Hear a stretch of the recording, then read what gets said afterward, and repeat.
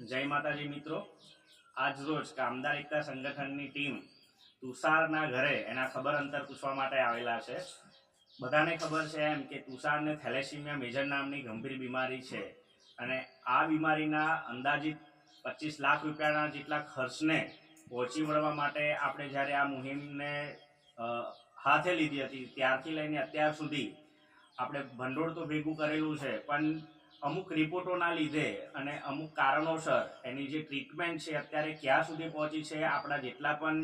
મિત્રોએ આપણે યથાયોગ્ય દાન આપ્યું છે તમામ લોકોએ તુષારની ખબર અંતર મને ફોન કરીને મેસેજ કરીને પૂછતા રહેતા હોય છે.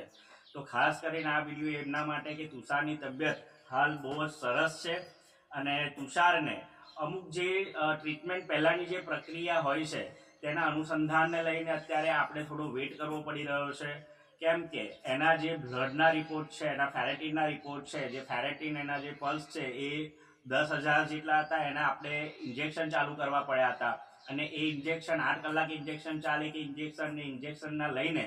જે ફેરેટીનના જે કાઉન્ટ છે એ ઓછા કરવા માટેના ઇન્જેક્શન હોય છે, જે અત્યારે હાલ પૂરતા 10,000 હતા એ અત્યારે હાલ 3800 જેટલા છે અને એ જે ઇન્જેક્શન છે હાલ અમદાવાદ એક એજન્સી છે એના દ્વારા જ આપણે મંગાવીએ છીએ અને એ 10 દિવસથી આપણને એ ઇન્જેક્શન હજુ મળ્યા નથી. આશા રાખીએ છીએ કે વહેલી તકે ઇન્જેક્શન આપણને મળશે. પણ વચ્ચે તુષારને 1 મહિના પહેલાં જ્યારે રિપોર્ટ કરાવવા માટે દર મહિને જાય છે ત્યારે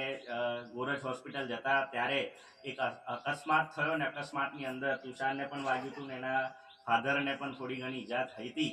એટલે આ સમયગાળા દરમિયાન એને ઇન્જેક્શન આપવામાં નહોતા આવતા. આ પ્રક્રિયાને આપણે એટલા માટે જણાવું છું કે કોઈને એવું ના થાય કે આપણે જે મુહિમ ઉઠાવી હતી અત્યારે કઈ પરિસ્થિતિમાં છે ને એની શું હાલત છે. તુષારને જે ઇન્જેક્શનને જે ફેરેટીનના જે કાઉન્ટ છે ઓછા કરવા માટેની પ્રક્રિયા માટે જે ઇન્જેક્શન આપવામાં આવે છે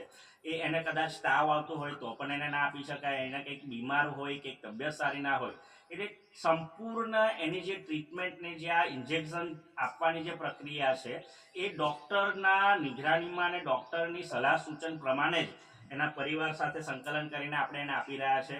અને સાથે વચ્ચે આવી ઘણી બધી તકલીફોનો સામનો તુષારે કર્યો છે એટલે હજુ થોડું લંબાય છે, પણ આશા રાખીએ છીએ કે મહાદેવ જલ્દીમાં જલ્દી તુષારના જે આ રિપોર્ટ છે એ નોર્મલ આવે અને ત્યાર પછી એની જે ટ્રીટમેન્ટ આપણે થેલેસીમિયા મેજર નામની જે બીમારીની જે ટ્રીટમેન્ટ છે, બોનો ટ્રાન્સપ્લાન્ટની જે ટ્રીટમેન્ટ છે આપણે કરી શકીએ. માટે આજનો વિડીયો ખાસ કરીને એટલા માટે બનાવ્યો કે આપણા જેટલા પણ દાતાશ્રીઓ છે જેમને આ દાન કરીને તુષારને મદદ કરી છે, પહેલાં તો ખરેખર એ લોકોનો આભાર છે કે આપણે બનતી મદદ કરી છે એટલે તુષારને આપણે આ નવી જિંદગી આપવા માટે જઈ રહ્યા છે. બીજું કે રાજુભાઈ પણ જણાવશે કે અત્યારે કઈ પરિસ્થિતિમાં ડૉક્ટર સાથે શું સંકલન કર્યું છે, શું છે રાજુભાઈ, શું કીધું હતું? રિપોર્ટ કરાવીશું અને 7 તારીખે આપણે ફેરેટીનનો રિપોર્ટ આવશે એટલે ડૉક્ટરે એવું કીધેલું કે આગળની જે પ્રક્રિયા છે આપણે અને રિપોર્ટ ફરી કરીશું અને એ રિપોર્ટ જશે જે જર્મનીથી ડોનર સેટ કરેલો એ રિપોર્ટ સાથે વાતચીત કરી અને પાછળ ફેરેટીન ઓછું થશે એટલે એ પ્રમાણે એની પ્રક્રિયા ચાલુ થશે. અને ઘણી વાર તુષારને લઈને જતા એક્સિડન્ટ પણ તમને નડ્યો તો જતા એક્સિડન્ટ બી થયેલો,